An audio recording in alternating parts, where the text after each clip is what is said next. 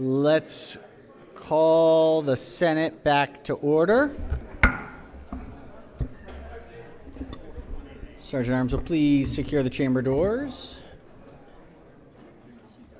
Members, Madam Secretary, can we please ring the bells again?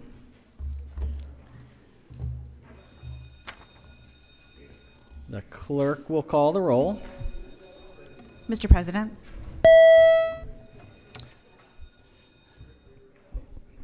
All right.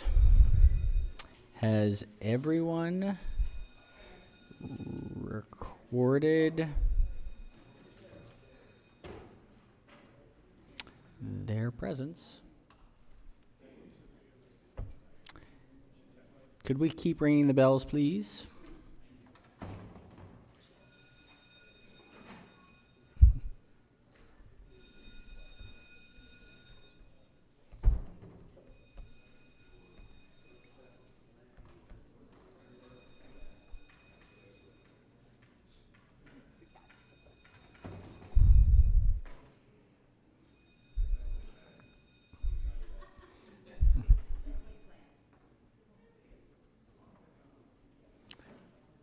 Could we keep ringing the bells, please?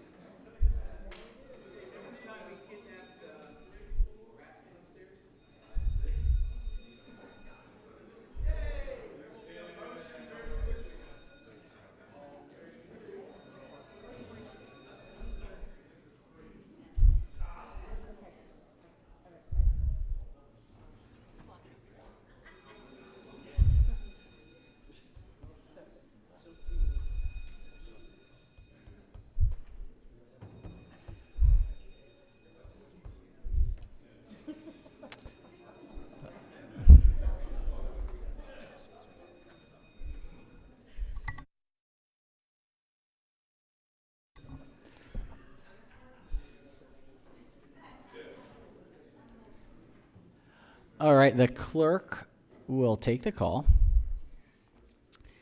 With 44 members in the chamber and a quorum being present, the Senate of Maryland remains in session.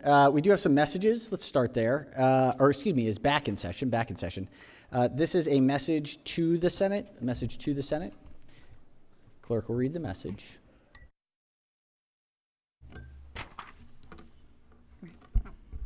By the Majority Leader, ladies and gentlemen of the Senate, we propose with your concurrence that when the General Assembly adjourns August 4th, 2026, it stands adjourned sine die. We further propose the appointment of a joint committee, 2 in the part of the Senate and 2 in the part of the House, to wait upon His Excellency the Governor of Maryland to inform him that the General Assembly will adjourn sine die in accordance with the provisions of the Constitution, and to inquire if he has any further communication to make to the General Assembly. We've appointed on the part of the House Delegates Moon and Delegate Buckle, by order, Sylvia Siegert, Chief Clerk. Message having been read is ordered journalized. We have a message to the House. Clerk will read the message. By the Majority Leader, ladies and gentlemen of the House of Delegates, we have received your message proposing that when the General Assembly adjourns August 4th, 2026, it stands adjourned sine die. The Senate concurs therein. We agreed to a joint committee to wait upon His Excellency the Governor, the Honorable Wes Moore, Governor of Maryland. The Senate appoints Senators King and Hershey. By order, Nicole Alexander, Secretary of the Senate. Message having been read is adopted. Let's do a quorum call. The clerk will call the roll. Mr. President. Madam Secretary, if we could please ring the bells.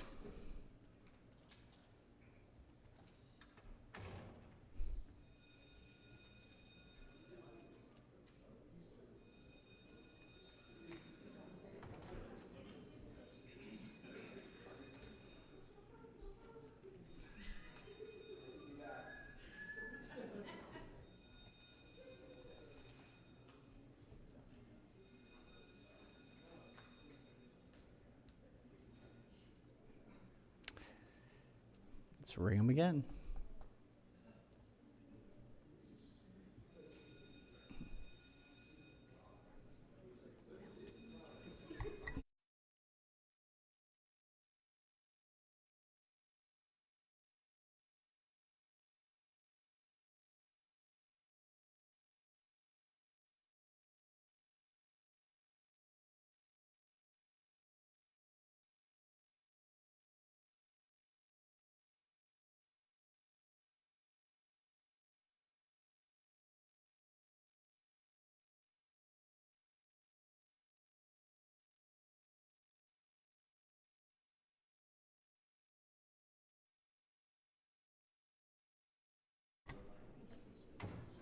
Let's ring the bells one more time.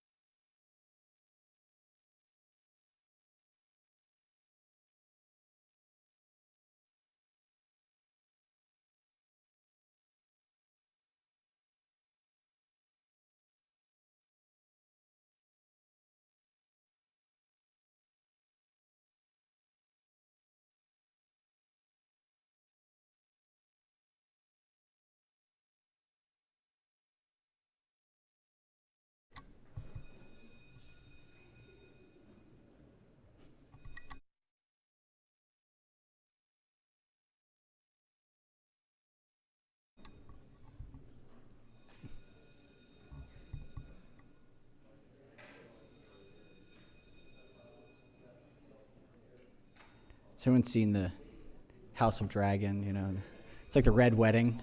Lock the doors.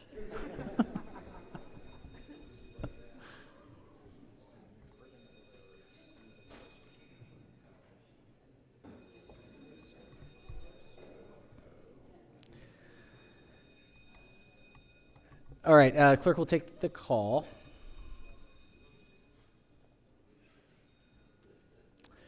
With 44 members still present, the Senate Maryland remains in session. Let's go ahead and we're going to wait. We have about 5 minutes.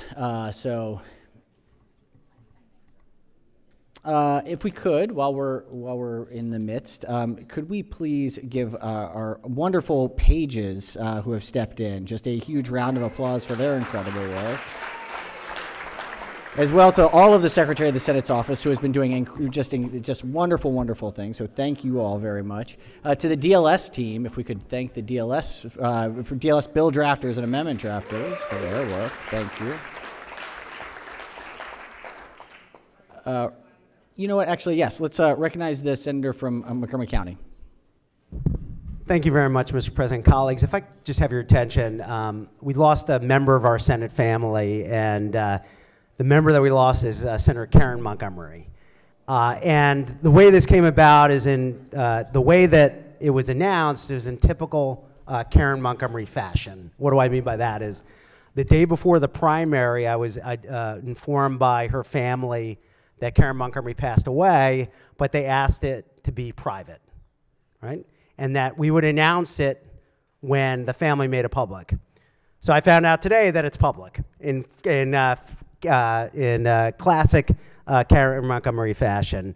But the bottom line is that it's interesting with Karen because we were against each other a lot of the time in elections and then became dear friends. And the one thing, and Mr. President, I know you served with Karen, she often spoke very fondly of how you guys would sit in the back and commiserate on the Senate proceedings, but you always knew where Karen stood, literally, and there were two calls that would always send a shiver down my spine, when my mother called and when Karen Montgomery called. I know that I wouldn't be in the Senate today without her blessing and huge support. We don't have many people like that anymore who are kind, speak their mind, and are truly members of the community. She died at 90 years old, and she died at the same age her husband died, who she never really got over her husband's passing, Harry. You know, she became very close to me, and I know that she's been very involved with CSAC and helping those with developmental differences. And it was announced today or over the last 24 hours by CSAC that she passed away. So again, I'll miss her terribly, and I know we all will. And I hope that when we adjourn today, we can adjourn in the memory of Senator Karen Montgomery. Most certainly. Thank you for bringing that to our attention. She truly was one of a kind. There was no one like Karen Montgomery. And Mr. President, let me just say this also is the family did have something private, but what I was told was sometime in November, they would have a memorial for her, a tribute. So as soon as I have the details, I'll make sure that the Senate knows about it. Wonderful. And we'll make sure the Secretary of the Senate office sends out all the appropriate information. So thank you all. All right, and we will certainly adjourn in her honor. All right, let's do a quorum call, please. Mr. President? Has everyone recorded their presence? If so, the clerk will take the call. With 45 members in the chamber and a quorum being present, the Senate of Maryland remains in session. Recognize the Majority Leader. Thank you, Mr. President. It has been a joy being your Majority Leader, so this will be my last hurrah. Adjourning today, sine die. Well, I'm ready to do it now. Can we do it now? in just a moment.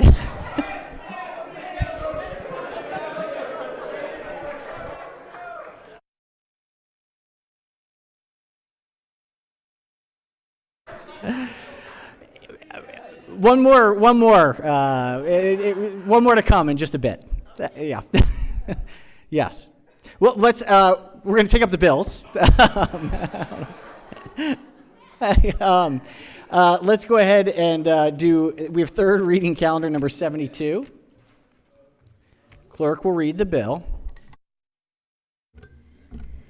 House Bill 2101, the Speaker, Arbitration Reform for State Employees Act of 2026, withdraw and repeal of duplicate proposed constitutional amendment.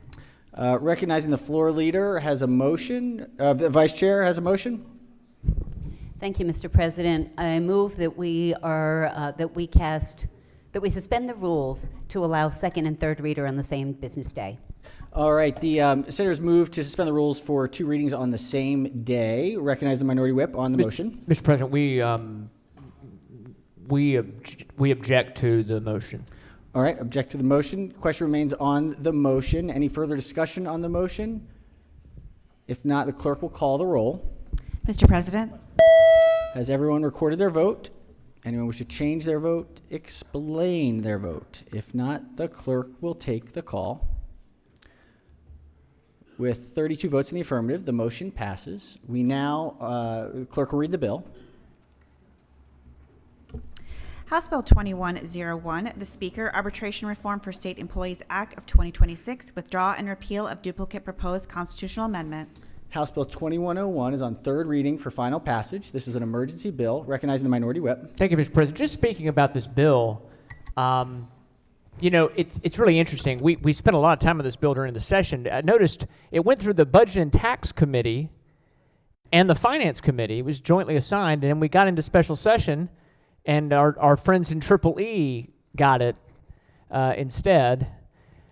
And I think that's indicative of sort of the rushed way we've gone about this session. We came down here with the express admonition that we would not be taking up any other issues affecting Marylanders. To have this as a technical correction, and I accept, of course, that I can understand why we wanted to remove this bill, this duplicative thing that's going to be on the ballot. But it really is an example of the kinds of things that we could have done. We could have talked about really addressing the energy crisis in our state. We passed legislation this last session that we tried to work collaboratively on, but it provided only a small amount of monthly relief that doesn't start till January. What if we had, much like we were trying to take care of this duplicative ballot initiative, what if we had accelerated that relief to start now instead of January? What if we had said, hey, Marylanders, we know gas prices are much higher because we've struck and in a conflict with Iran.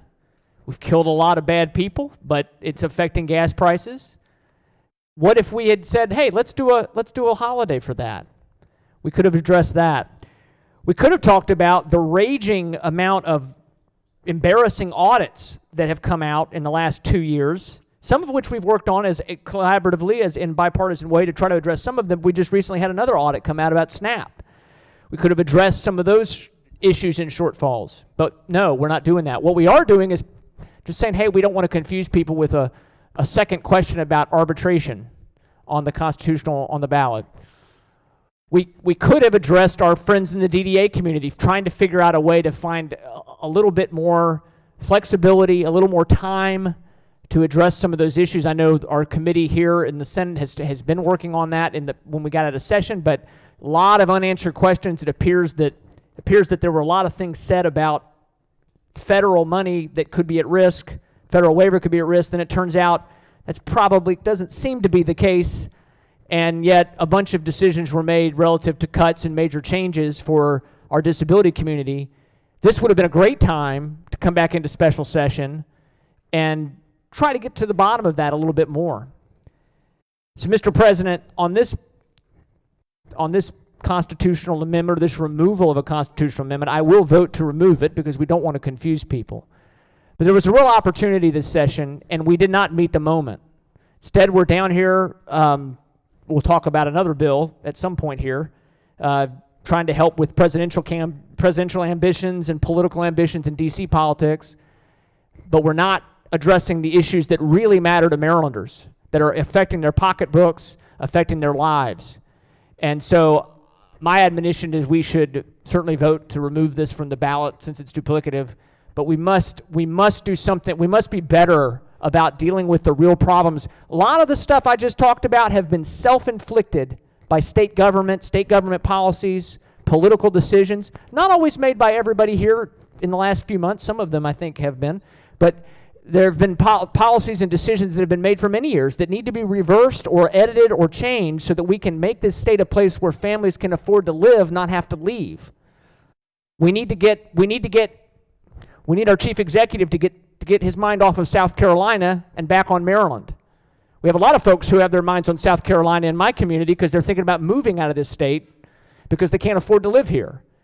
But we spent the last 48 hours talking about disparaging a court ruling, basically saying it was wrong. And I'm going to say disparaging, but it was wrong. Trying to change a court ruling, trying to remove important protections in the Declaration of Rights about redistricting for Congress, about one seat in Congress. But we couldn't spend any time on these issues I just outlined above. So I'm disappointed. Tempted to just vote no on this bill, but I do know we should remove this from the ballot. So I will vote yes on this, but I'm just disappointed, Mr. President, and that's where I'll leave it. Thank you, Senator. All right, on third reading, final passage, with any further discussion? If not, clerk will call the roll. Mr. President, Has everyone recorded their vote? Anyone wish to change their vote, explain their vote? If not, the clerk will take the call. 45 votes in the affirmative. House bill, that's quorum. I don't. We had a bit of a mix-up. Let's go ahead and let's strike that. Let's go ahead and recall it. For some reason, the computer has. All right. So again, House Bill 2101 is on third reading for final passage. Clerk will call the roll. Mr. President, Everyone recorded their vote. Should change their vote, explain their vote. If not, the clerk will take the call. With 45 votes in the affirmative, House Bill 2101, having received a constitutional majority, is declared passed. Let's go to Senate third reading calendar number 73. Clerk will read the bill. House Bill 2100, the Speaker, Election Districts, General Assembly, and Representatives in Congress. Recognizing the floor leader as a motion. Yes, thank you, Mr. President. Under Rule 24, move to suspend the rules to have 2 readings in one day. All right, the senator has moved to suspend the rules for the purpose of 2 readings in the same day.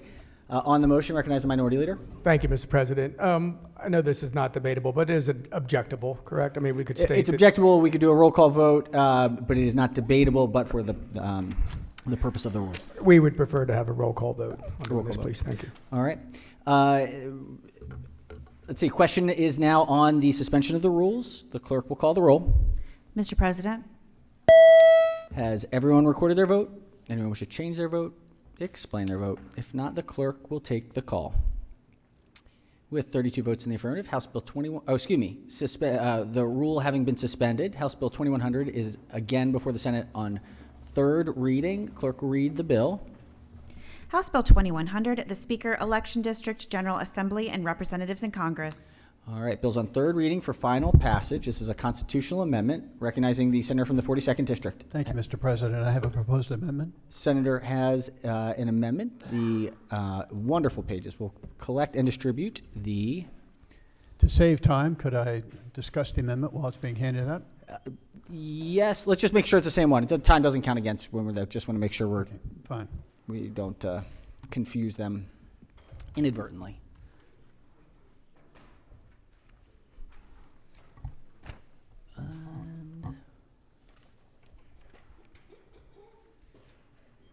226.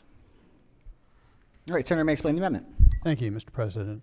The body will recall my conversation earlier, or colloquy, if you will, with the floor leader about the language that will appear on the ballots, so the voters' ballots, which will describe this amendment, and my concern about the fact that the language is inadequate.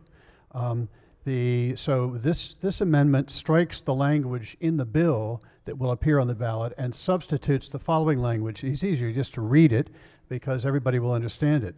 Here's the substituted language.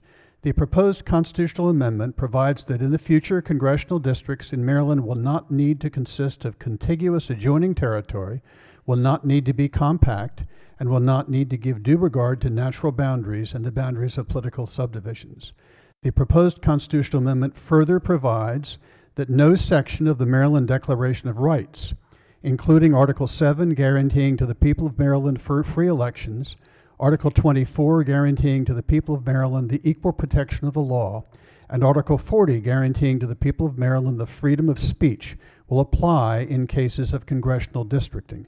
Under the proposed constitutional amendment, all applicable criteria for congressional districting will be stricken. The proposed constitutional amendment authorizes the General Assembly to grant original jurisdiction to the Supreme Court of Maryland and to review the congressional districting plan of the state. That's the language. That language mimics the language of the bill itself and clarifies to the voters exactly what they will be voting on. So when they vote, they will know full well that they are voting to amend the Maryland Declaration of Rights, a language which does not appear in the current proposed language. They will know they are voting to amend the Declaration of Rights in order to take away certain of their inalienable rights. Thank you. Thank you, Senator. All right, senators, move the amendment. Could I ask for a roll call? And request a roll call. Recognize the floor leader on the amendment. Well, I begin, there's multiple problems with the amendment. Among other things, there are 3 typos. Not that that's dispositive, Mr. President. A lot of the information in here is inaccurate, and can go into some detail, but the typos in and of themselves is not ready for prime time. There is inaccurate information contained in the amendment. I'd ask the body to resist the amendment.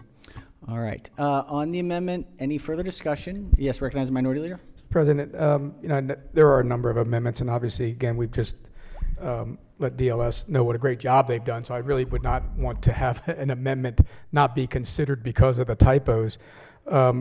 Could the chair let me know where the typos are? And again, if that is really a concern with the reason for not being supportive of this amendment. It does look like guaranteeing. It's an old English version of guaranteeing. So in the second paragraph. the second paragraph. Oh, it is an interesting way of spelling it. I think we know what that means, but the English way. They spelled it wrong twice. I mean, yeah. Mr. President, just putting aside the multiple typos, well, I'm advised that paragraph 3, for example, simply does not do what it purports to do, or what you purport it to do. This provision about under the proposed constitutional amendment, I'm just consulting with committee counsel on that is simply inaccurate. And so aside from the typos, that's one example. And so I'll just leave it there and make the point that this does not appear to be ready for prime time. Just with respect to that. And the first paragraph as well is simply inaccurate in multiple ways.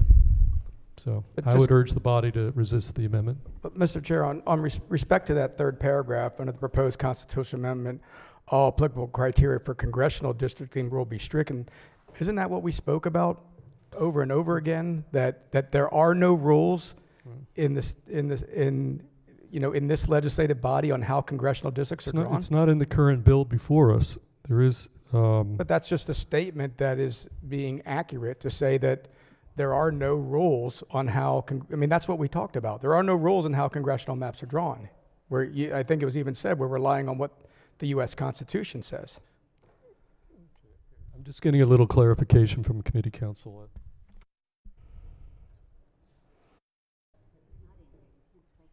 Okay, I mean, in a nutshell, you can't strike something that's not in the current bill, and I'm looking at it. I have to pull up the bill, but that is I'm going to go with that, and that's, I think there's nothing in the current bill that says that, and this is an attempt to strike something that does not appear to occur in the current piece of legislation. Okay, thank you. All right, on the amendment, yes, I recognize the maker of the amendment. Thank you, Mr. President. Just I'm taking a look at the online definition of the word guaranteeing. It says guaranteeing is an accepted, though rare, variant spelling of the present participle of the verb guarantee. It is accepted. Thank you. Duly noted. Duly noted. You learn something new every day. All right, on the amendment, the clerk will call the roll. Mr. President, Has everyone recorded their vote? Anyone wish to change their vote? Explain their vote. If not, the clerk will take the call. With 31 votes in the negative, Senator's amendment fails. Recognized senator from Frederick County has an amendment. Our wonderful Secretary of the Senate team will collect and distribute the senator's amendment. Just give us one quick second to make sure that we get the right one up on the board so it doesn't get mixed up.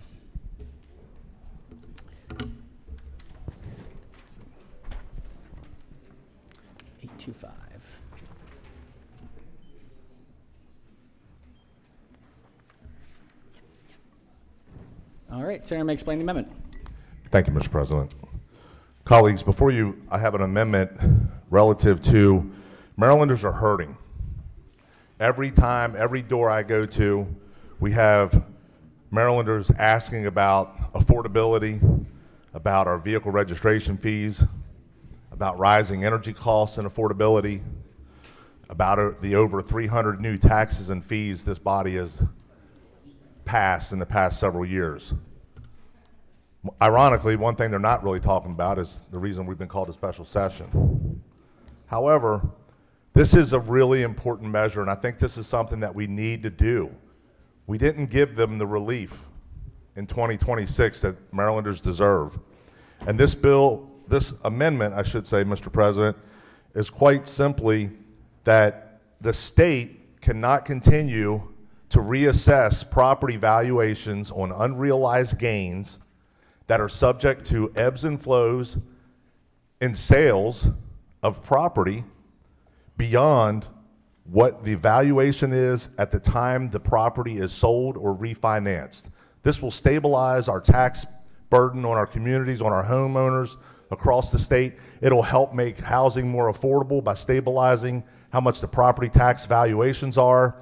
And this is a really meaningful and important amendment that I think we can all get behind and show the support of Marylanders that are suffering, that we understand, we're with you, and this is a significant step in helping our Marylanders recover from very difficult times. And with that, Mr. President, I would move the amendment. I'd ask for a roll call. All right, the Senator has moved the amendment. Thank you, Senator, for providing the amendment on this particular issue. The chair is going to rule under Senate Rule 45 and 46, as well as Article 3, Section 29, and Article 14, Section 1, that this is not germane to the topic at hand, and that it is out of order at this time. Mr. President, I can request, we're going to get to this in a moment with another amendment, but we have language that was amended in this bill that now impacts election law outside of the issue of constitutional amendments. So this is an attempt at a constitutional amendment. I understand this normal single subject rule, but why is it not germane? If you could elaborate. A constitutional amendment is even further restricted on its singular purpose. So a constitutional amendment must be singular to its purpose. The additional language in the bill that is before us deals with that particular amendment and its applicability for the ballot. And so that is why it is germane to that particular amendment in that subject area. This would be an entirely different article, a different section of the Constitution, and would not be germane under the rules. All right. Mr. President. Yes, recognize the minority leader. Thank you very much. Just for clarification, are you saying that it is not germane specific to this bill or specific to the reason on why we are here in Annapolis for To this this particular bill, that the amendment as applied to House Bill 2100 as it sits on third reading. Okay, so specifically related to this bill. And in speaking to that, you know, we have obviously a number of amendments that have been discussed that we have talked about wanting to bring in the form of pieces of legislation. But if we've drawn that to be a constitutional amendment still, isn't that germane to why we are here in Annapolis? The nature of it being a constitutional amendment is not sufficient to be germane under the legal definition and the constitutional requirements for amendments on a ballot. So separate amendments have to be separate bills. It is as part of our state constitution. But if this amendment strikes all of that and replaces it, is that... That's, in fact, its own independent, separate violation. Striking the bill to replace with a separate subject is, in fact, it is classically, legally log rolling. I think I did. Okay, thank you very much. Yes, Senator from District 6? Oh, has an amendment. Okay, excellent. Recognize the Senator from District 6 has an amendment. Pages will collect and distribute the Senator's amendment. Thank you, Mr. President.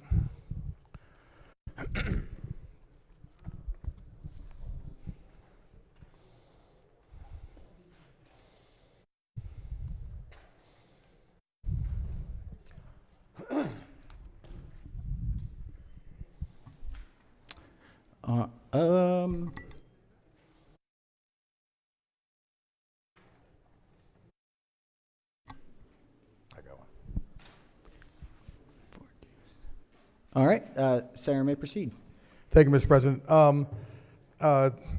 As was spoke many times, Mr. President, I think one of the problems that we have here, talking about the main word gerrymandering, and people in this state, they're saying over 48% of the people in the state of Maryland, and they're not just talking about Republicans, they're talking about independents and others, would be disenfranchised. And I don't think we looked at every possibility that is out there that we could work with or work into. This amendment, Mr. President, is a Congressional Redistricting Commission.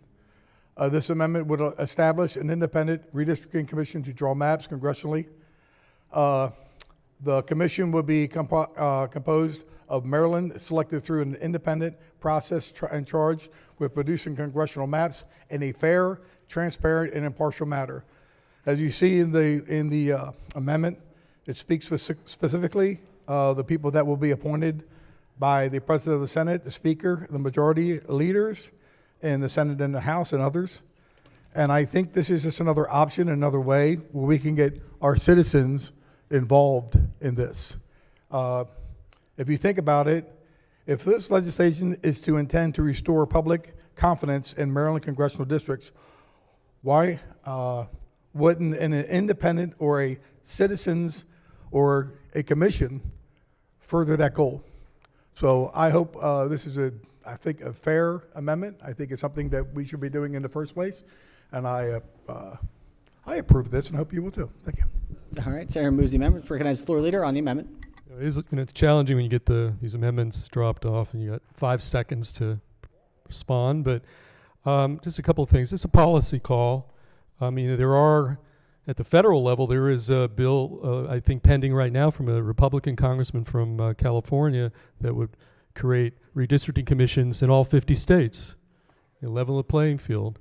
And we have other states that have redistricting commissions that have, California, that have pulled them and withdrew them. Bottom line is, this is a policy call. It should be a separate bill, a separate debate, arguably next session. And so I think it's outside the scope of what we're trying to achieve with this specific piece of legislation, clarifying the boundaries that apply to congressional maps. And that's, for that reason, Mr. President, I would urge the body to put a red vote up on this particular amendment. All right, on the amendment, any senators who have not yet spoken wish to speak? If not, recognize the maker of the amendment. Thank you, Mr. President. I just think it's just another opportunity again to let our citizens, our constituents speak, and just another way. I think we haven't looked into this. There's many times that we have done this, but this is just a different way that we can also have them to be a part of this. And I'd love to have a roll call with this, Mr. President. Thank you. Thank you, Senator. Yes, President. on the amendment, recognize minority whip. Just to speak in support quickly, earlier today, earlier in the debate on second reader, it was mentioned that there were stats given about how we're trying to join with other states that don't have any sort of rules other than federal. Well, I did a little handy checking with NCSL and a couple of other sources. 33 states in the country have a contiguity standard in their law about congressional redistricting. 31 states have other types of rules, and some of it's, there's some overlap, obviously, with these states, but they have rules about respecting city and town and county boundaries. A nonpartisan, an independent redistricting commission that still has some political people involved is a great compromise. And if there's a bill in Congress, I think Congress should act on this and try to settle something nationwide. It'd be great if it could be like a single subject bill like we're supposed to generally have here, because a lot of times these independent commissions, it depends on how you put them together. But we could lead on this with this amendment. I think the voters of Maryland, you might get 100% vote on this or 98% vote on this if we put this on the ballot. So I strongly support the gentleman's amendment. Let's lead and do a commission to resolve these issues for the future. All right, thank you, Senator. On the amendment, if there's no further discussion, recognize the minority leader on the amendment. Yeah, thank you, Mr. President. And just again for the floor leader, it was stated again that this might need a separate bill, but the state of Maryland has done this before, right? Under Governor Hogan, a independent commission was put in place to go forward. A question for the floor leader, or yeah, for the vice chair, if we could. That commission was in place, and you were on it. Was that right? It was not, Senator. It was proposed by the governor. He testified multiple times, and in the committee that was the former committee before our fabulous chair was in our committee when it was EHEA. It was proposed on multiple occasions and was not approved by our committee. But wasn't there a commission that went around throughout the different states that came back? I think there's 133 meetings or so that came back with a suggestion for the last congressional map that was moved forward? The president was among those. There were a lot of hearings that were held. That was not an independent commission. That was never legislated and enacted. I think that was a different. Yeah, that was a different committee prior. That just happened with United States Senator as the chair. But the previous committee or commission, right? Wasn't that accurate? Yeah, it was before that. It was, yeah. Okay, so we're not going to go into it, but again, let me just say, obviously, I think that this is something with all the conversation that we've had and all the confusion about how to draw maps and who gets to draw them. You know, again, we learned today that there are no rules on how this body draws congressional maps. And I think if anything calls for an independent commission, it's that statement in itself, that there are no rules on how this body draws congressional maps. So, you know, whether or not this is the right, bill to do that, I do hope that this bill gets introduced next year, and I hope that we have an opportunity to really discuss it, because there should be some rules on how these maps are drawn. And it should not be made just by this body, or essentially one party of this body, but it should be made by those that are not the ones that benefit from how the maps are drawn. So, Mr. President, I do support this amendment, and I think a roll call has been asked for. Thank you, Senator. All right, on the amendment, clerk will call the roll. Mr. President? Has everyone recorded their vote? Anyone wish to change their vote? Explain their vote? If not, the clerk will take the call. With 30 votes in the negative, the senator's amendment fails. Recognize the minority whip as amendment. Members of the Secretary of the Senate's office, please collect and distribute the senator's amendment. Give us just a moment to pull it up on the board.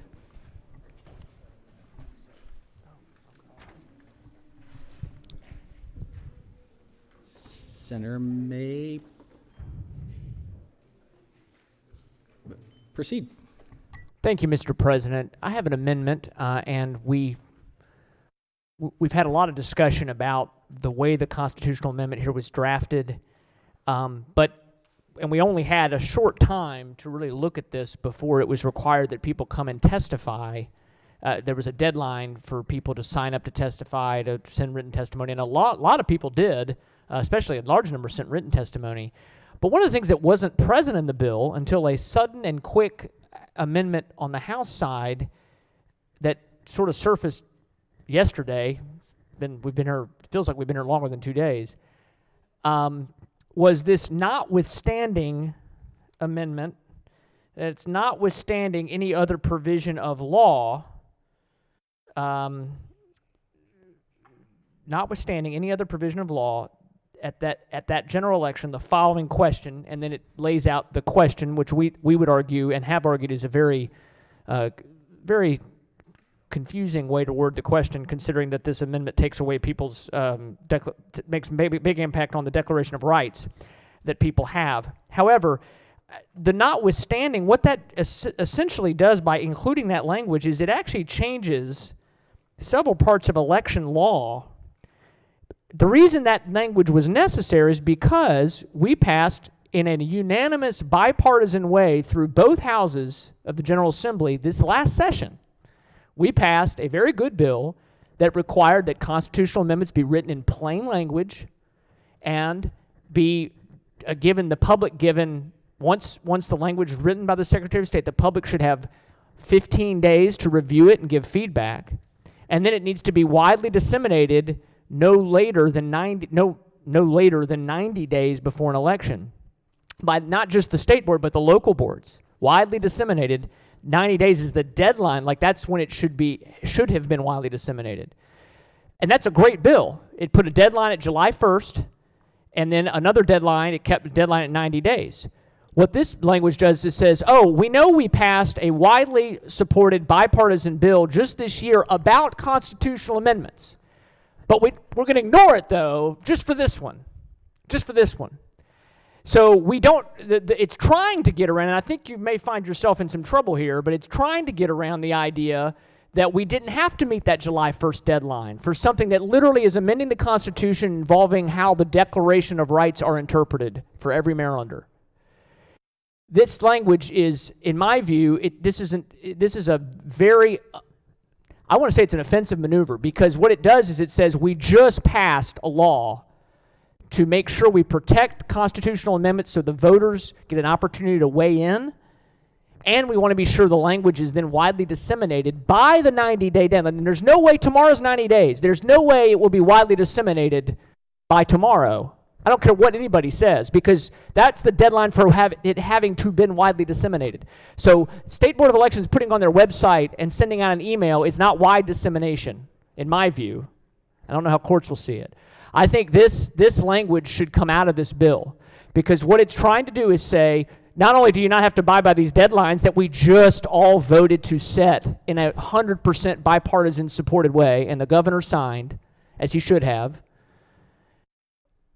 this notwithstanding language, which my amendment seeks to remove, has the effect of changing, by my count, the way I looked at it was about as many as 6 different sections of election law are affected by this. Now, to different degrees, which I think also questions the single subject nature of this constitutional amendment bill. That may be a separate discussion. But by having notwithstanding, not only are you saying ignore all the dates that provide the voters with a chance to give feedback, to make sure we have a well-written, understandable constitutional amendment. It even says we're going to just write the amendment ourselves, and whether it's well-written or not, we think it's well-written, therefore it's fine. We're literally going against the bill we just passed and was signed into law about this specific issue. We don't have constitutional amendments all the time. In fact, we don't even have every election. Generally, in every election, there might be 1 or 2. We've had some elections where there were many, but it's pretty rare. And so we're now saying, never mind, we're not going to follow the law we just passed that protects Marylanders. I think I know it's wrong. It's the wrong thing to do. We should remove this language. So my amendment would remove that language and take the bill back to how it was introduced for the 36 hours the public had to look at it before they had to have signed up to testify, which is another story. We should have gotten our work done. We should have gotten our work done. If we wanted to do this, we should have had a special session before July 1st. And I think what happened was like, oh great, we can rush it in now, and somebody figured out, oh wait, the fiscal note writer explains that's a problem. And so now this amendment has come in, and it's been pitched as a technical amendment, but it is not. It's absolutely directly contravening the will of this General Assembly. First of all, when we passed the bill and it was signed into law, but also it's a slap at, it's taking away the ability of voters to have a chance to see this, to weigh in, to give feedback on how the question is written. And it even says, basically, it's saying we don't even let the Secretary of State, who while is a partisan appointee, is at least theoretically a nonpartisan office, write the thing. We're writing it in law. So, Mr. President, I move the amendment, and I ask for a roll call vote, and I urge the body to stand with our constituents and reject this language. All right. On the amendment, recognize the Vice Chair of the committee. Thank you, Mr. President. I urge colleagues to vote against this. I've already given the reasons when the minority leader and I had a colloquy just recently this afternoon. This is coming to us after July 1st, in part because of the Supreme Court decision, the Calais decision that gutted the Voting Rights Act. We were busy in our districts focused on an election in the primary. There were a lot of reasons we weren't here. We're here now, and there are, as I've mentioned previously, there are 10 counties that have ballot measures that followed the new simplified ballot language law, as well as 3 statewide ballot measures that are also in compliance. This one, we ran out of time. It's very clear, and this is the language that would be on the ballot. All right. On the amendment, further discussion. Any further discussion on the amendment? Recognize the minority leader on the amendment. Yeah, thank you, Mr. President. I appreciate the response, but we didn't run out of time. I mean, we don't have to be here to do this. You know, Supreme Court makes decisions all the time. Federal government makes decisions all the time. We don't run back to Annapolis every time we hear something that we don't like and say, hey, it's time to change it. We, generally speaking, wait till we come back in Annapolis in January and deal with the issues that are before us then. So, you know, to say we ran out of time might be accurate, but it's not really why, you know, this amendment needs to be in here. The fact is, this amendment is in here because what this Senator Minority Whip's amendment removes the House amendment that was not here when the bill was introduced. So, in other words, the bill was put in without this amendment. Department of Legislative Services comes back with the policy note and says, hey, there's a problem. You know, you're going to run out of time. That's what you're speaking about. We're going to run out of time because you guys got here late, August 3rd, and there's a requirement by the Board of Elections that said, hey, you need to have this language done by August 5th. So that's why this amendment is placed. What it does do, it undoes, again, what we have given you credit about, is putting in something that we all thought was important. Plain language. You know, give the voters an opportunity to understand what we're doing here. And we are circumventing that by rushing this through because somebody didn't like a decision. At the end of the day, Mr. President, we don't need to do this bill this year. There's no reason why it has to be done. It could be done when we come back in January. It won't get on the 2026 ballot. It'll get on the 2028 ballot. Isn't that okay? Couldn't we come back in a normal way and just say, you know what, we'll take up what happened in the Supreme Court, we'll put it on the ballot next year? No, we rushed to come in here, and now we're circumventing our own rules, our own laws that we put in place because we thought it was important that the public understand what we're doing. So, Mr. President, I support this, amendment. Let's go ahead and do it. Let's put it before the Secretary of State and the Board of Elections. If they can't do it, they can't do it. They come back, and the law will still be in place, and this can go on the 2028 ballot. So I support the amendment. All right, thank you, Senator. On the amendment, any further discussion? If not, clerk will call the roll. Mr. President? Has everyone recorded their vote? Anyone wish to change their vote? Explain their vote. If not, the clerk will take the call. 31 votes in the negative. The senator's amendment fails. Recognized senator from the 31st district has an amendment. Collect and distribute the senator's amendment.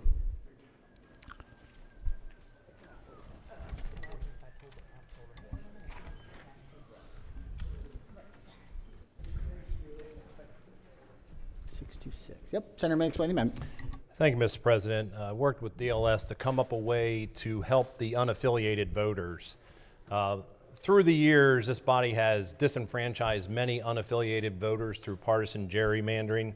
And when you look at the statewide voter registration over recent years, the Democrat Party was at 70% and now it's down to 51%. When you look at unaffiliated at the same period of time, unaffiliated was 3%, and now it's skyrocketed to 25%. And yet, the majority still has a supermajority through the use of gerrymandering. So all this does is allow unaffiliated voters to participate in a primary by allowing the state to set up a mechanism to allow that. Now, as with the current bill that doesn't have a map or define a map, this does not define a mechanism, but it lays the groundwork to help over 1 million unaffiliated voters who have been locked out of this process. I ask for a favorable consideration. Senator moves the amendment. Let's hear from the floor leader. Yeah, this issue is one that we had discussions actually during session, you know, the issue of unaffiliated and how they deal. In fact, I think the vice chair has had legislation on that. This is really a topic that I think we're going to continue the conversation next session in the committee. And for that reason, this is really should be a subject of another bill, a separate bill during session. And we started the conversation this past session. I anticipate we're going to continue it next session. Mr. President, I think this goes beyond the scope of the bill. I would urge resist this particular amendment and put a red vote up. Thank you, Senator. All right. Any senators who do not wish to, senators request a roll call, clerk will call the roll. Mr. President, Has everyone recorded their vote? Anyone wish to change their vote, explain their vote? If not, the clerk will take the call. 28 votes in the negative. Senator's amendment fails. Further amendments to the bill or its title? For the minutes, yes, I recognize the senator from Harford County and Cecil. As we drove through the beautiful area up there to drop the kids off at camp this week. It's looking nice. Always love having you in the 35th district, Mr. President. Beautiful drive. All right, let's see. And Senator may proceed. Thank you, Mr. President. So this pertains to our state legislative districts to correct what I think is something that should have been done a long time ago. Right now, you can have a plus or 5 minus deviation percentage-wise on these districts. Now, the 2022 map actually achieved a plus or minus 4%, which is, of course, better than the 5, which is the worst it could be. But it showed that we can do better. If we get this to a plus or minus 1%, which is what this amendment would do, it would make one person, one vote more meaningful while still leaving some flexibility to comply with the Voting Rights Act and respect political subdivisions. We need to make sure, you know, that we have as much equal representation as we can. And with technology, what it is now, I mean, that plus or 5 minus, what do we have, 180 or however many thousand people per Senate district? It's really not fair that some districts have plus 4% more, so those citizens are, you know, it's watered down more as compared to the minus 4%. So this would make things much more fair, and obviously the technology you can do it. I think the congressional representation should be as close to a person as possible, and having this much wiggle room for our state legislative districts that are close to home is just completely unacceptable to me. So this gives a little wiggle room, but it cuts it from the 5 down to 1. It would, I think, make our whole process a lot better and more fair. So I would like to move this amendment and request a roll call vote. All right, Senator moves the amendment. Recognize the floor leader. Yeah, well, you know, a couple of things. We talk about contiguous compactness, honoring natural boundaries. This really, you do need a bill hearing to vet out how much more complicated drawing. You know, it sounds like nice in theory, but in reality, drawing state legislative maps is quite complicated. And so putting this in without the benefit of actually the mechanics and what this means in terms of meeting some of the criteria in Article 3, Section 4, I think you really need to have a vetting testimony and from some experts on this. This is an important issue. I understand the premise here. I think we need, again, to have testimony, see if this in fact does complicate things. I'm told it may also be in conflict with federal law. I'm not sure about that. But for that reason, Mr. President, I would urge the body to resist the amendment. All right, on the amendment, further discussion. Any on the amendment, all in favor of the amendment say aye. Opposed? Was Senator request a roll call? I apologize. I didn't clerk will call the roll. Mr. President, Has everyone recorded their vote? Anyone wish to change their vote? Explain their vote. If not, the clerk will take the call. 30 votes in the negative. Senator's amendment fails. Further amendments. Recognized senator from the 37th district has an amendment.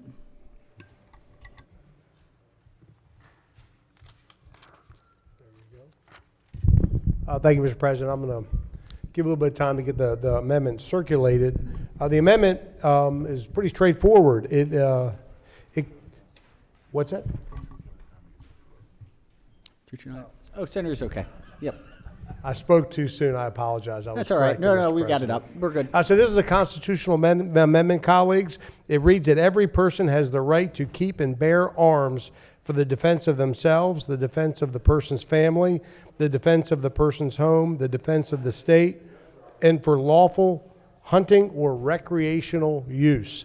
This is a constitutional amendment that typically is referred to as constitutional carry. This is not a new issue for this body. We've debated this in a number of different situations. However, we have a great opportunity now to, address this issue in a forthright manner. I know many people may have seen the horrific incident that occurred at the In-N-Out Burger, where there was a nearby driver who came to the rescue of what was just an awful, terrible thing that was taking place.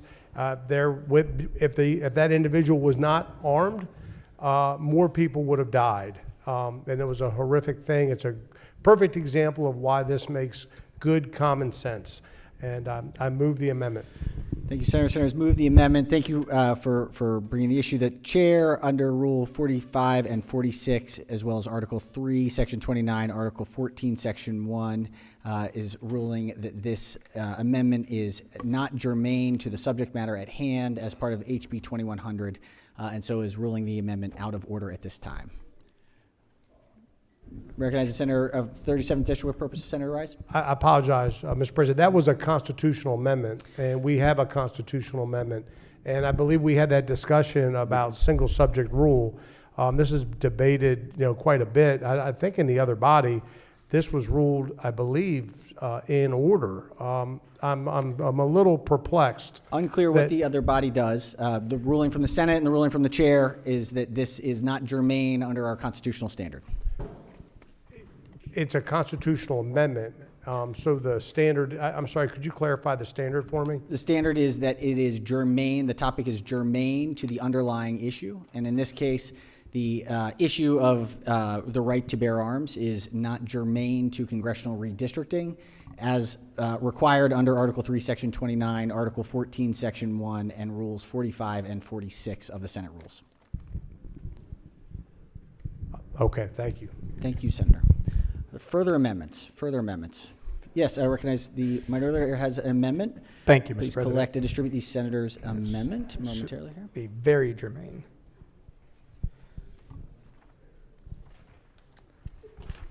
All right. Senator may explain the amendment. Thank you very much, Mr. President. We spoke a lot about congressional districts today, even though our bill before us really only talks about legislative districts. This amendment I think would make things much more clear in talking about congressional districts, and it does set the criteria in which we've spoken about several times on how congressional districts should be drawn, or essentially the standards for each. And what this would do, again, change the bill to talk about specifically what's at stake. And it says that each congressional district shall respect natural boundaries and the geographic integrity and continuity of municipal locations, counties, and other political subdivisions to the extent practicable.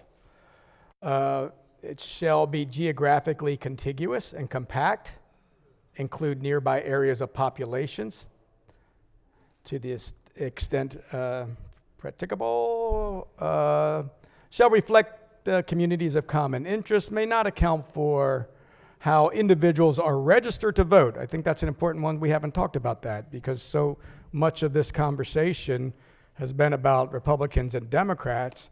And the reality is that should not come into play when we're drawing congressional districts. It should be just, as we say, we talk about boundaries, talk about being contiguous, you talk about areas of common interest is something that's important to both legislative and congressional districts. But because this bill is about congressional districts, representatives in Congress, let's talk about that. So doesn't allow for anything with political party. It may not account for place of residence, any individual, including incumbent office holders and potential candidates for office, which we've seen several times before. We don't want to be drawing maps because we know a congressman or a congresswoman lives in that district. We want to make sure that we are not considering that. So, Mr. President, I think this very succinctly outlines a lot of the conversation that we've had today on legislative districts, changes the bill to what we're truly talking about. Again, we're not talking about legislative districts as the bill mentions. We're simply talking about how congressional districts should be drawn. So with that, Mr. President, I move the amendment and ask for a roll call vote. All right, Senator has moved the amendment, asked for a roll call vote. Recognize the floor leader on the amendment. This is, first of all, again, we're not dealing with maps. We're not drawing any lines in House Bill 2100. I mean, a couple quick observations. For example, subsection 3 shall reflect communities of common interest has not been defined anywhere. We're not sure what that even means. You know, beyond that, I think if we're going to make again, this bill, HB 2100, is a clarification of what exists in the Maryland State Constitution for state boundaries. It simply says those do not apply. And I think if we're going to have a conversation about some future line drawing, I think that's something that should be the subject of bill hearings and the like. And some terms are not even defined. We would have to clarify what they even mean in this particular amendment. So I think for all those reasons, Mr. President, I'd urge the body to stick with what this bill is about, and other bills and other amendments are issues that we should be taking up in separate bills in the future and next session or beyond. With that, Mr. President, I'd urge a red vote on this particular amendment. Thank you, Senator. Recognize Senator from the 38th District on the amendment. Thank you. Would the maker of the amendment respond to a couple of questions? Senator may The maker of the proceed. amendment, thank you. Yes. Thanks. I've received a lot of questions and comments from my constituents because even though this, you know, we talk about this legislation that there's not a map before us, we know that the legislation could lead to future maps. And there's been some of those maps where they're affecting the Chesapeake Bay and actually not respecting those natural boundaries. So I wanted the maker of the amendment to comment on that, along with on the second page of the amendment, shall reflect communities of common interest, which, you know, I would understand that we, you know, when we're talking especially about the Eastern Shore. So it's been concerning some of the emails and questions I'm receiving from my constituents and the concerns that they have, and I wanted to see if this amendment addressed those concerns. Thank you. I think that this amendment does exactly that. And, you know, I know this legislative session we're hearing is not about maps, but if you were paying any attention to the news before we got here, all you saw was newspaper stories, TV news, showing a map. They kept showing a map over and over again, and guess what that map forgot? Forgot to show the Chesapeake Bay. Now, was that just a mistake? Did someone not know how to draw the maps and not realize that one of our most treasured resources is right in the middle of our state? No, they purposely forgot to color in the bay, because what they wanted that map to look like is that for some reason Somerset County and St. Mary's County border each other. That's what they wanted the map to look like. So when you looked at this map and you say, well, that's not egregious, it looks like there's just one big red box on the bottom. They purposely don't show the Chesapeake Bay on that map. Now, come on. I mean, what we're supposed to be doing here is educating our voters. We're putting a ballot question before the voters. We should be educating them. We should be making sure they understand what they're voting for, and we're putting out maps that doesn't show the Chesapeake Bay. You know, first of all, again, we called that malfeasance. That should not have been done.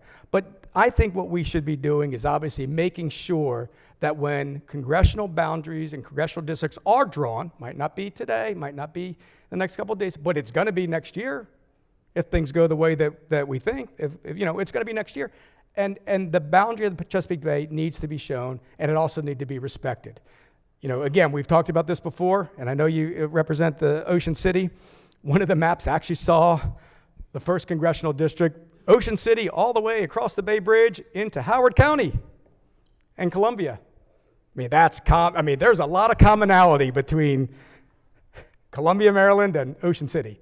That's not what we should be doing. That's embarrassing that that a map has been presented that tried to equate and put together a congressional district with Ocean City and Columbia. And we do like the people in Columbia. It's not that we don't. But there are differences in the Eastern Shore. And I think that's what we've tried over and over to protect and talk about, is that the Eastern Shore is very different.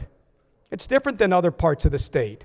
We have a completely different economy than what you might see in Howard County or Montgomery County, maybe even Anne Arundel County to some extent. But this map was purposely drawn in the news to show that that shouldn't matter. So again, I appreciate the question. I think that's why it's important that, again, over and over, I keep reiterating, there appear to be no rules on how this body draws congressional maps when it comes time. And this is the start to say, here's how we're going to draw maps, and we're going to start off by recognizing and respecting natural boundaries. I want to thank the maker of the amendment. This is a common sense amendment that we should adopt. Clarifying, we keep using that word in explaining this legislation, clarifying, respecting natural boundaries. And your point that the maker of the amendment made about, Ocean City, going all the way up to Columbia, there's also been a map that shows Crisfield going all the way up to Columbia, affecting the Eastern Shore. So again, and I also want to highlight that the amendment includes shall reflect communities of common interest. So I thank the maker of the amendment, and I urge a favorable vote on this amendment. Thank you. Thank you, Senator. I recognize the Senator from District 6 on the amendment. Thank you, Mr. President. I think this is really important, and I'll tell you a very good reason why. Years ago, there was a senator. He was a Democratic senator. And matter of fact, I think we know him very well because I took his place. And at one time, they tried to make his boundary go from Baltimore County to Anne Arundel County. So this is something that has happened before. And we're not talking about maps, but at one time, this was a problem.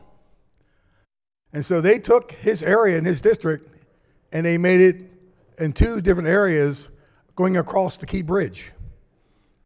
So this is something that has happened one time before, but just to let you know, that good Democrat senator took it to court and beat that. Why? Because he knew it wasn't right. So, Mr. President, it shows at one time these things did happen. And the good senator fought it. And it was a good fight. And it was the right thing to do. So just knowing something like this that did happen. And I think our good senator, the minority leader, is right. This is something that we're looking down the road we see the map now that at one time was before us, but it's a possibility.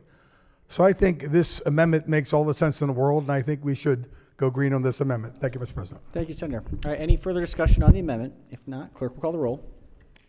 Mr. President? Has everyone recorded their vote? Anyone wish to change their vote, explain their vote? If not, the clerk will take the call. 31 votes in the negative. The senator's amendment fails. Any further amendments to the bill or its title? If not, House Bill 2100 is on 3rd reading for final passage. Any further discussion? Yes, recognize the senator from the 42nd District. Thank you, Mr. President. The Maryland Declaration of Rights was adopted in 1776. It sets forth the inalienable rights of the citizens of Maryland. It guarantees our citizens the right to free elections, equal protection under the laws, and freedom of speech. Until today, repealing or constraining the Maryland Declaration of Rights was never contemplated, much less attempted. But this bill, for the first time in 250 years, ends the protections of the Declaration of Rights for the citizens of Maryland in the context of congressional elections. This is not merely a clarification, as asserted by the floor leader. It is a critical policy choice. Our rights of free elections are repealed by this bill. Our rights of equal protection under the laws are repealed by this bill. Our rights of freedom of speech are repealed by this bill. Consider for a moment the enormity of what we're doing, putting into the state constitution language that will end the rights of free elections, equal protection under the laws, and freedom of speech in the context of congressional elections. No matter how arrogant and intimidating the gerrymandering perpetrated by the General Assembly leaders behind locked doors, the people of Maryland will have no legal recourse to defend their rights of free elections, equal protection, or freedom of speech, because this bill will strip those rights away from the people of Maryland. The defenders of the bill respond that the people of Maryland can always vote against the bill in the November election, but the bill goes out of its way to mislead the voters about what's afoot. The bill explicitly provides the language that must be printed on the ballots to inform the voters what they are voting on, but they are never informed that their fundamental rights are being stripped away from them. No mention of their loss of rights in a democracy to free elections, no mention of their loss of rights in a democracy to equal protection under the laws, no mention of their loss of the fundamental right in any democracy of freedom of speech. In fact, the Declaration of Rights is never even mentioned at all in the language that will appear on the ballots this fall.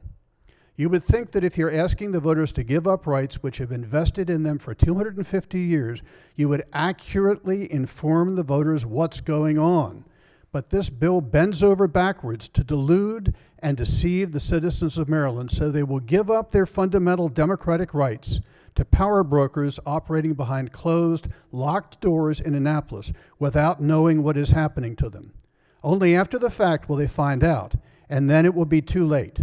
I couldn't imagine a more cynical ploy than to take away our basic democratic rights by stealth in a vote in which the people of this state are not clearly informed what's going on. I urge a negative vote. All right. Recognize the senator from District 1. Thank you, Mr. President. I am reminded of Maryland's Declaration of Rights and its enduring commitment to the separation of powers. Our Constitution establishes 3 separate but co-equal branches of government, with each distinct role and each serving as a check on others. Now, supporters of legislation House Bill 2100 argue that it is necessary to address the consequences of the 2022 court decision that they believe was wrongly decided. If that is the standard, then I have one simple question. Why is it acceptable to criticize judicial decisions when they affect legislation, but yet applaud federal judges when they block presidential executive orders? You see, we cannot have one set of constitutional principles on Monday and another on Tuesday. Mr. President, you can't praise the referee when he makes a call on your team and then call him blind when the whistle goes away. You see, principles aren't principles if they only apply to help your side. Whether you agree with the court decision or not, consistency matters. The rule of law requires us to respect the constitutional roles of the legislature, executive, and judicial branches, even when we don't like the outcome. You see, that principle, more than politics, is what will guide my nay vote today. Thank you, Mr. Thank you, Senator. All right, further on the, yes, recognize the senator from the 35th District. Thank you, Mr. President.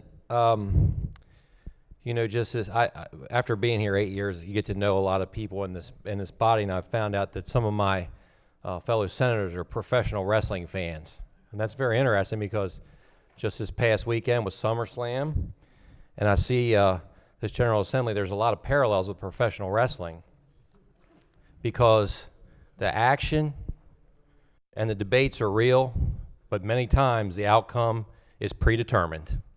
And that's what we're finding with this debate today, and we know where this is going to end. You know, when I first got here, I remember the Senate President Emeritus talked about, and I've heard others talk about how actually Maryland, some call it a blue state, but I've heard it called, it's a state of middle temperament was the term that I heard used. And with this whole debate and with the way this is going, we're just unfortunately succumbing to national politics. You know, when I first got here, I'd never been elected to anything other than the volunteer fire company. And you see the news, what goes on in Washington, D.C. You come down here as a new elected official, and I was totally surprised with just how welcoming, cordial, and the decorum here. And I hope we keep that, because I'm very concerned we're possibly heading away from that and heading towards more of a Washington, D.C. model. And this body will be poorly served by that model. Our citizens will be, because minority voices matter, whether it's by race or by political party or whatever. And there's a lot of folks on this side of the room right now that are kind of feeling like maybe they don't want us here either. We're going to go from a 7-1 to 8-0, and we know where this is headed. But we need to keep that same cordiality and know that if we are truly one Maryland, that means the folks in the minority party need to have their voices heard.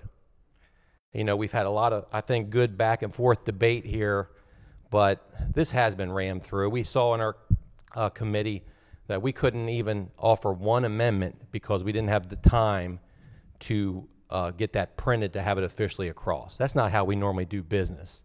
It's just very, very disappointing. And then we've heard a lot of talks about Judge Battaglia. I just want to kind of on the record for those who don't know that she's a former chief of staff to Senator Barbara Mikulski. This is not some right-winger or activist judge that made that decision that we've been talking about for 2 days. And it's someone that's been appointed by executives from the Democrat Party. So I just think that's important to get out there as well. And, you know, just a couple other things. We've heard that, you know, we keep hearing about Donald Trump. This all started with Donald Trump. This started with Texas. Well, no, actually, we had a pretty bad gerrymandered map after 2010 right here. And then the most recent maps that got struck down were under, you know, President Biden was president then. Back to Judge Battaglia, it was brought up earlier. Why wasn't her ruling challenged? The reason her ruling wasn't challenged, I believe, now I'm not a lawyer, but I believe the reason her ruling wasn't challenged was because they knew if this thing went on, they'd look at that map, that 7-1 map, and say, hey, you know, that might end up being a 6-2 by the time they got done tearing that one apart, because I'm not sure how good the 7-1 map is we have right now, quite frankly. So I think that's really the reason that it wasn't challenged, if the truth is put out there and told. Another thing we've heard, the Supreme Court gutted the Voting Rights Act.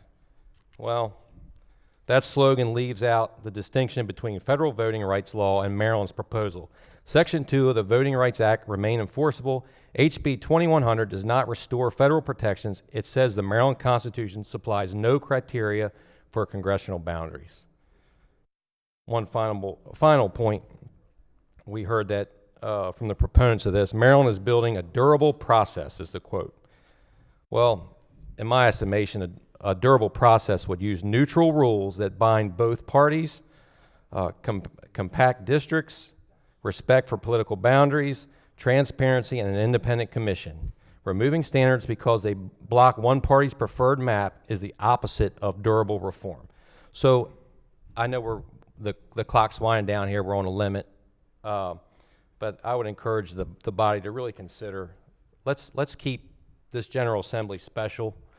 Let's try to cool those hot tempers we see at the federal level. I believe Maryland can do better, and we have done better, and we need to do better now. We need to do better when we come back, and for those of us that come back in January. So I thank you for that time, and appreciate it. Thank you. Thank you, Senator. Recognize the Minority Whip. Thank you, Mr. President. And I just rise to ask the body to take a step back. It takes 29 votes to pass this. And we're here, and, you know, echoing my friend from Harford County, a lot of talk about national politics, a lot of talk about gerrymandering. And it's been frustrating to me to watch the conversation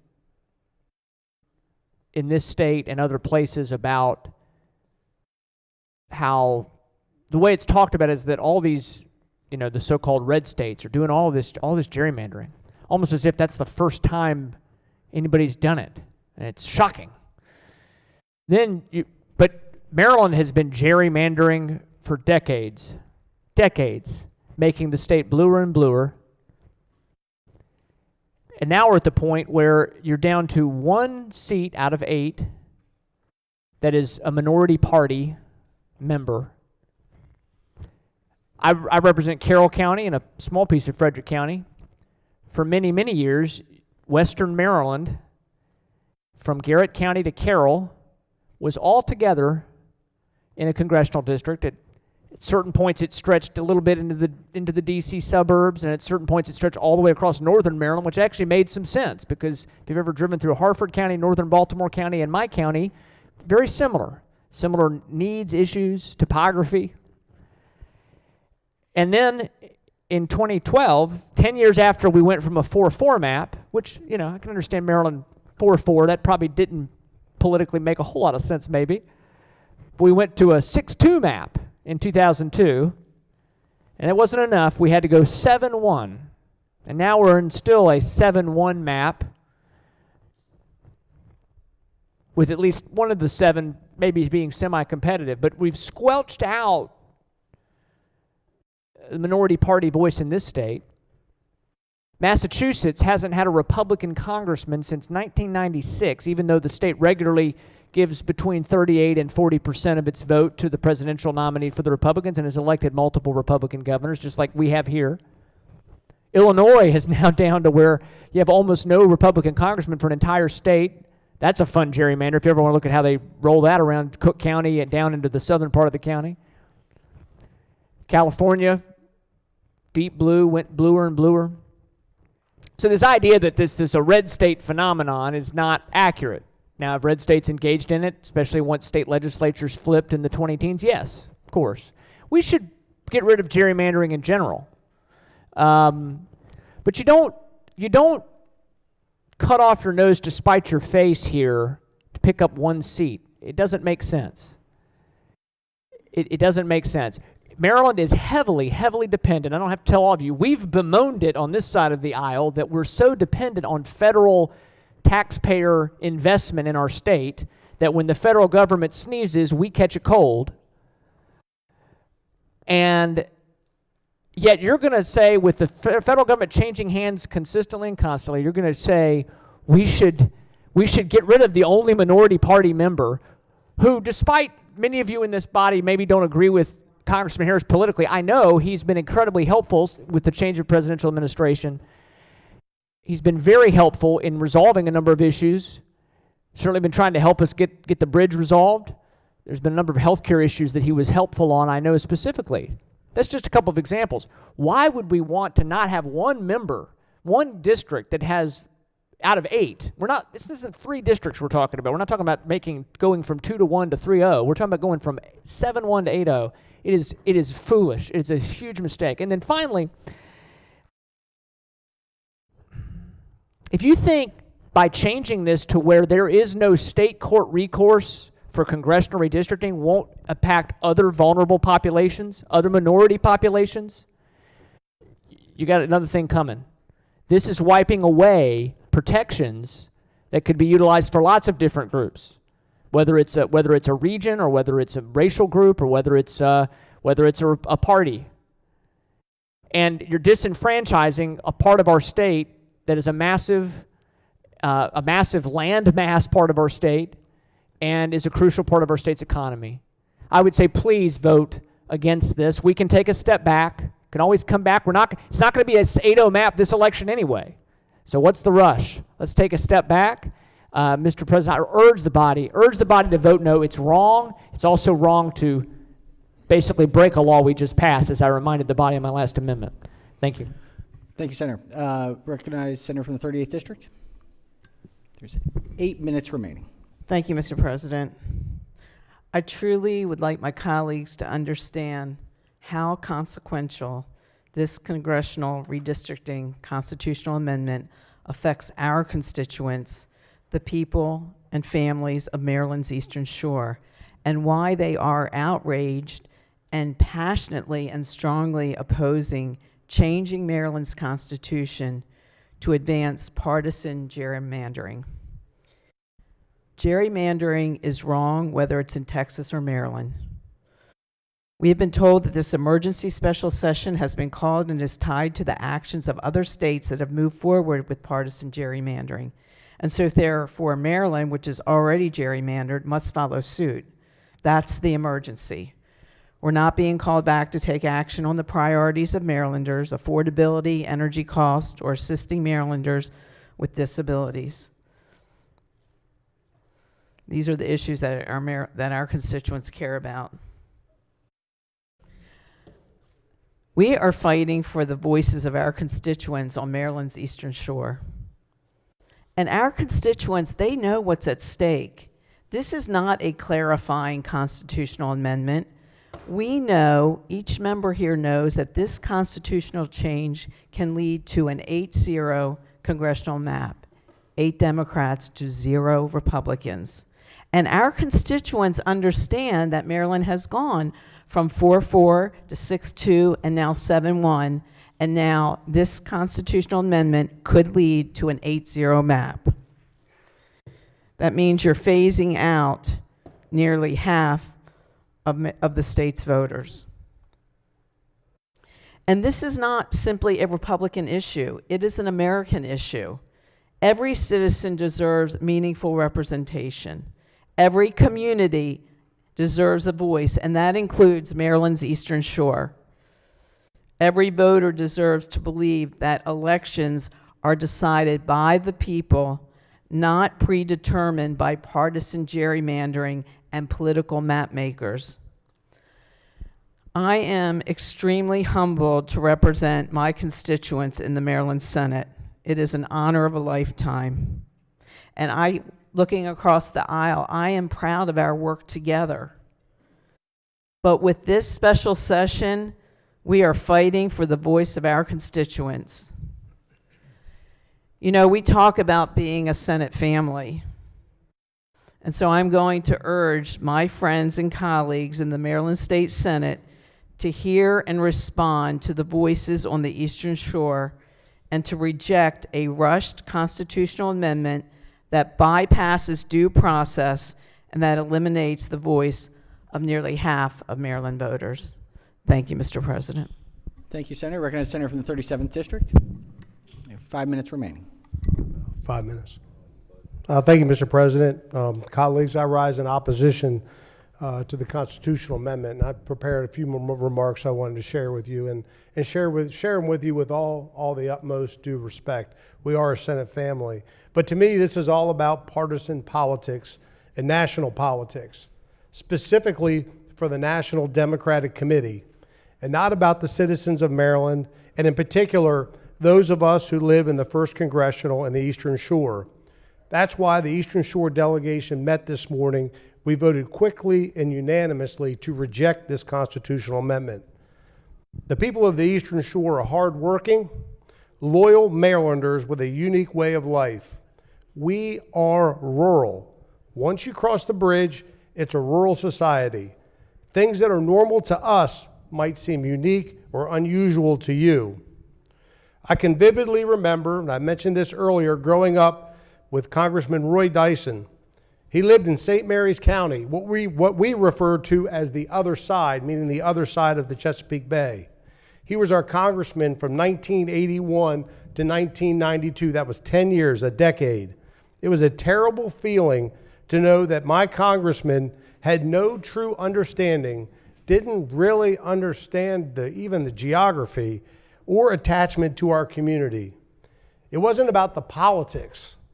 It was literally a complete loss and created enormous resentment that continues today. Not anger, but resentment.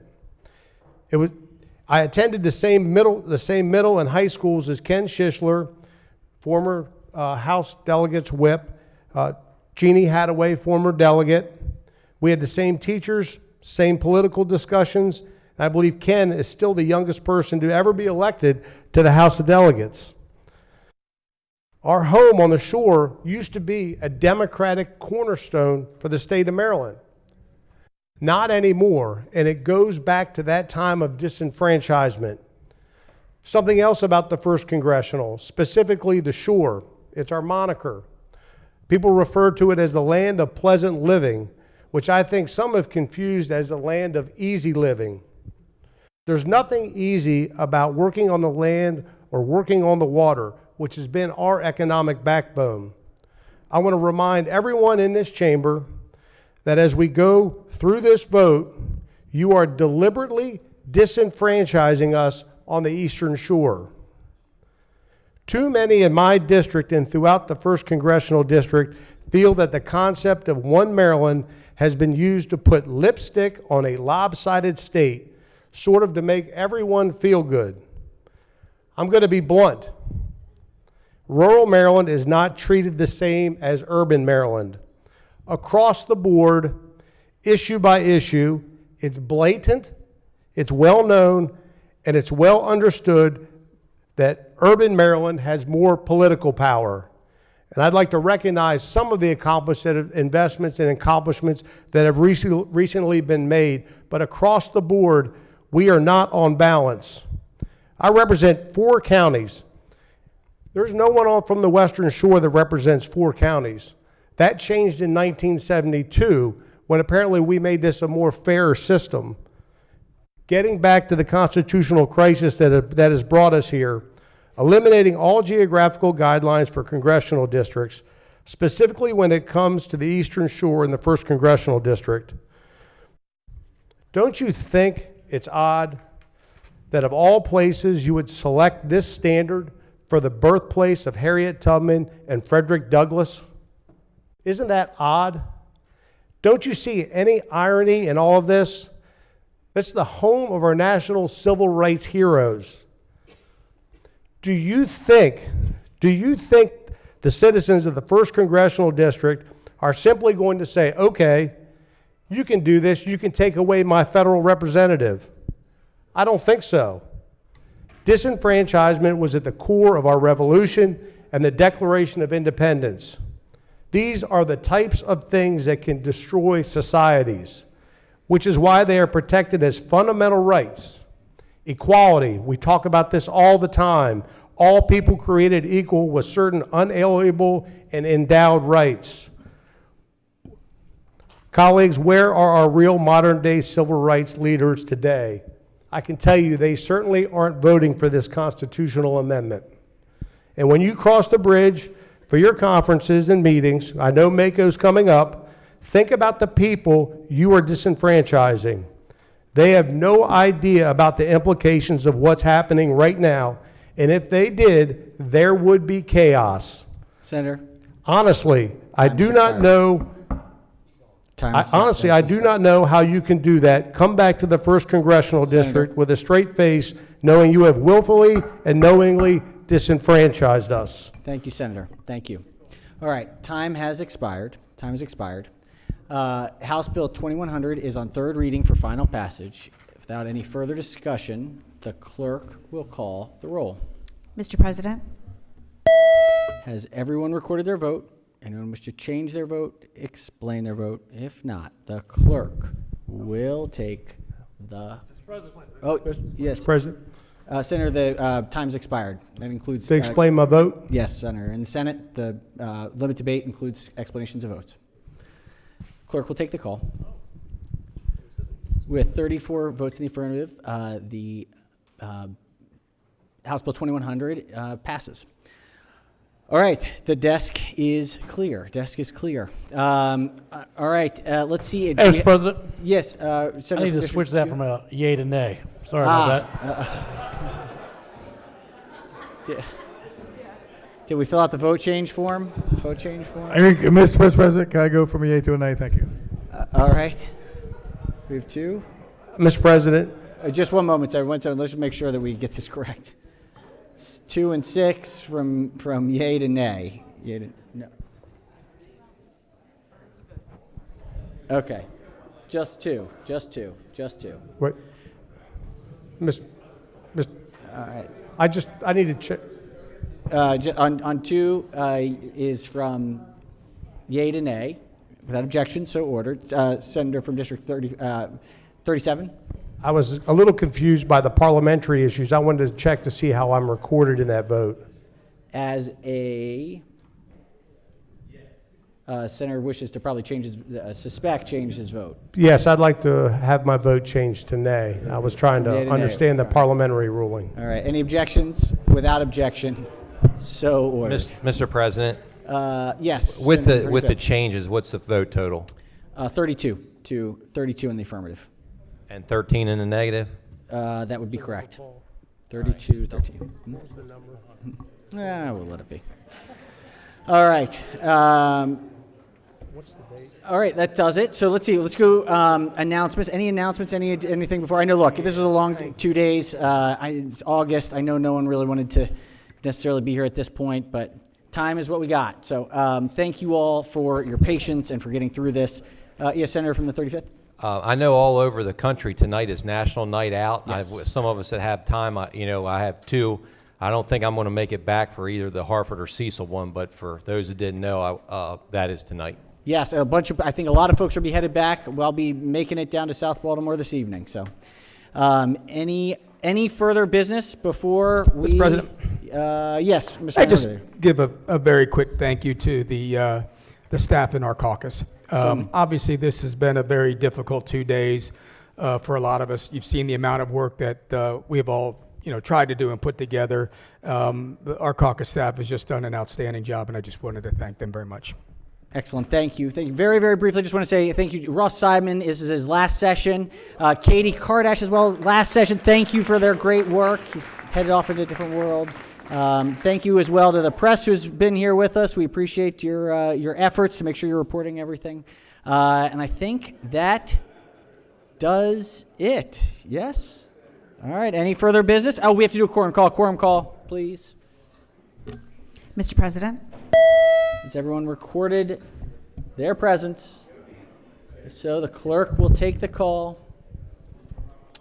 45 members in the chamber and a quorum still being present. The Senate of Maryland remains in session, recognizing officially now the Majority Leader.